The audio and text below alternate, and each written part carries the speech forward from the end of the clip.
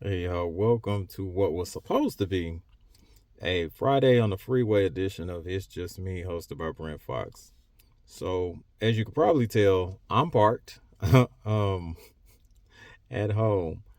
I was actually shooting while I was driving, but didn't quite work out, and I, for safety reasons, would not recommend something like that. Now, I am actually going to talk about a variety of topics today, and I'm going to try to do it in a condensed fashion. So, you know, I just want to make sure that I explain that because some of these situations that I'm about to explain, especially with Marshon Kneeland, are very delicate and then sensitive situations for some because of course, mental health issues and the unfortunate passing of Mr. Kneeland. So, you know, if I do it like in a short format, then to it's not to not give the story the time that it actually deserves. It's just a situation where I'm basically pressing for time because I want to keep my content a little bit shorter, and I'm having to try to get some other things filtered in as well. So, I ask for your patience in advance with that particular type of thing. Since we're talking about that, unfortunately, earlier this week, Cowboys defensive player Marshon Kneeland um, has allegedly taken his own life, and it could have been, and the root cause may have been due to mental health issues. So, if that were actually the case, then of course, what I would encourage anyone struggling with mental health issues, and of course, we all are in some form or fashion struggling with mental health issues. The world is just not a place to where, unless you actually live a certain lifestyle, um, you know what, screw it. Unless you actually have an abundance of money and you happen to be held in high regard with everyone else in your world, then unfortunately mental health issues happen to nearly everyone. All right. It is a situation in which the world can kind of show how cruel it is, especially if you're online. And you want to make sure that if you can reach out to those that love you to try to help navigate your way through it, or at least have an outlet to express how you feel. You also want to, if you can't get that, please seek professional help. There are several avenues, like researching who can actually help as far as wanting to take your own life, or if you're suffering from mental health issues, there are a plethora of programs that you could actually reach out to. I wouldn't be able to name any because, of course, I can't. Now I can't like even advertise someone without their permission. So I'm sorry, guys. That's wild. And of course I'm wearing a Steelers hat, so maybe they'll get me for advertising that without permission from the Pittsburgh Steelers. That's still crazy to me. Um, but anyway, the point is to make sure that if the issues with mental health become overwhelming, that you actually seek some sort of help. So, on an upswing of things, my Pittsburgh Steelers, or our Pittsburgh Steelers, depending on whether or not you're a fan, are facing the Los Angeles Chargers Sunday night. So, this particular matchup should be a very interesting one. On paper, it should look like the Pittsburgh Steelers win the football game. But my Steelers, being who they are not going to make it easy for themselves or the opponent. So, of course, at least that balances out. But I do think that it is very important, and I know this is cliche, that we win up front, meaning that you know we are able to win our matchups, especially on the edge of the line of scrimmage, because both of their tackles are out for the season, and then be able to at least stifle the run, um, and have them dependent on passing the ball. Now, Justin Herbert is an extremely dangerous quarterback. Um, and people seems to sometimes forget that Justin Herbert is also a very large man. I think Justin is probably about 6'6", 6'7", and an easy 230 plus pound man. That is not someone that you can easily bring down. There are some design runs that, excuse me, that the offensive coordinator who actually did who actually was offensive coordinator for the Ravens um had set up, as a residual from him working with Lamar, Greg Roman. Um so it's, again, it's very important that we are able to make sure that we are establishing that they will not be able to successfully run a ball, and then have them totally dependent on the passing game. And then that's where the matchups on the edge of the line of scrimmage should come in. All right. Although they do have dangerous receivers. And again, even with that Colts win, it masked that the Colts had two 100-yard receivers. They did stop JT, Jonathan Taylor, but they pretty much, from what I understood, they pretty much got ate up by the two receivers. So, I think it's still very important that our defensive coverage unit, which includes the linebackers, are able to either stay disciplined and stay on their man at all times, or if they're in zone, or properly cover them once they reach their zone area. And if they exit that particular zone area, that they are carried over. And that just basically means that you stick the guy until he goes into someone else's zone, and then that guy picks them up. Um, so it is very, very important that those things actually take place. What is more important is this: in the event that these receivers or backs actually catch the ball out of the backfield, or somehow gain open space, that is actually closed very quickly with effective tackling. And what I mean by effective tackling is making sure that you are consistently able to get someone on the ground. And there also needs to be a group of people actually making the tackle. So if one person actually, I'm sorry guys, we have people that like fly down our street, and there are children out here, and these people show no regard for that. And to be quite honest with you, it's starting to build. Um. Anyway, getting back on the subject here. Um. Excuse me.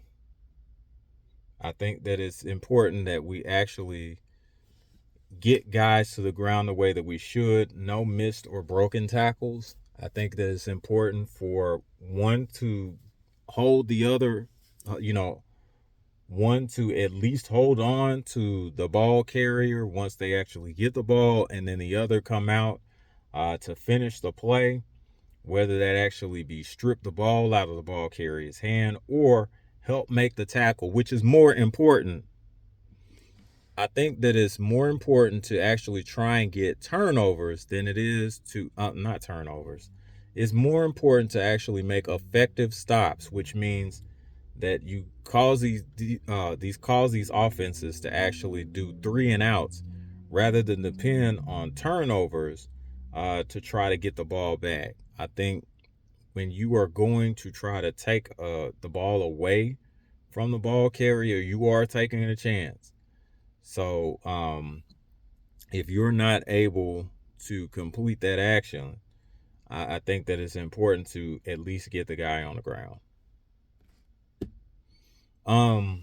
Offensively, I think that we should be able to effectively run the ball.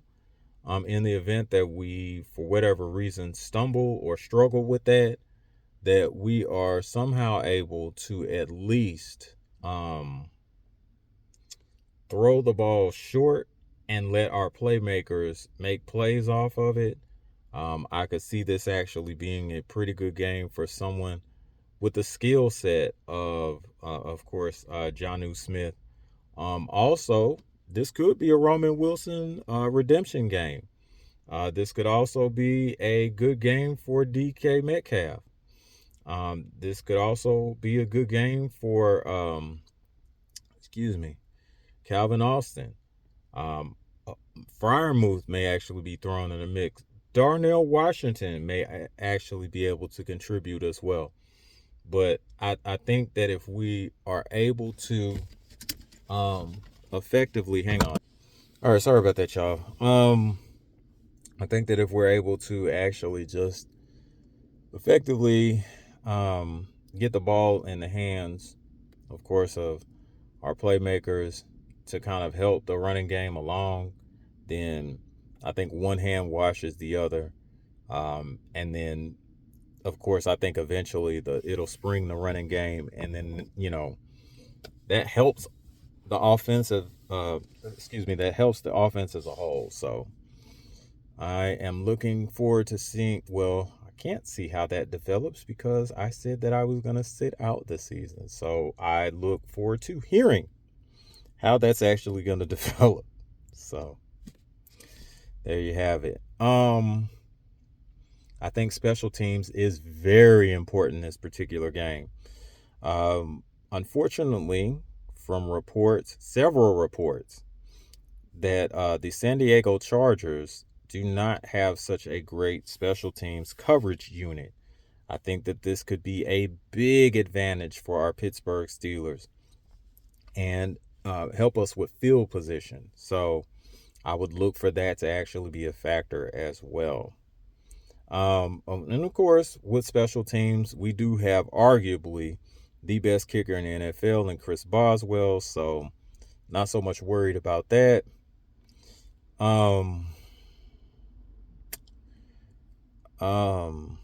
Yeah, so I think that again, the special teams unit should be significant, especially this game. And then kind of moving on to boxing for a bit.